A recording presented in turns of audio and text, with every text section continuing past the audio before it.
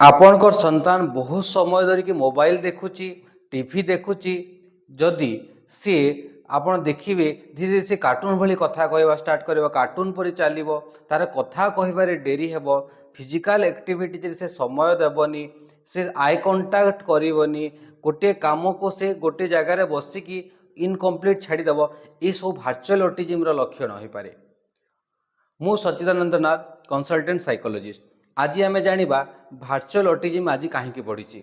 आम देश में प्रत्येक 68 शिशु मध्य गोटे छुआ गोटे शिशु आज भार्चुअल ऑटिज्म शिकार होती। अधिक मोबाइल देखा द्वारा आज अनेक छुआ भार्चुअल ऑटिज्म शिकार होती। ऑटिज्म जमी गोटे लक्षण ऑटिज्म जो जो लक्षण थाए भार्चुअल ऑटिज्म भी से लक्षण गुड़ाक थाए।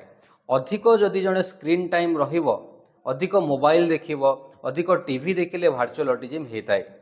से आपण एक वर्ष रु 1.5 वर्ष भीतर शिशु को बिल्कुल कौन सी स्क्रीन टाइम एक्सपोजर करंतु नहीं। 1.5 वर्ष भीतर कौन सी मोबाइल टीवी देखांतु नहीं। 1.5 रु 2 वर्ष मध्य आपण गोटे घंटा एजुकेशन रिलेटेड वीडियो देखिपारे सेटा मध्य आपण पेरेंट्स बा जो मैंने गार्डियंस थे से बुझेकी देखा दरकार।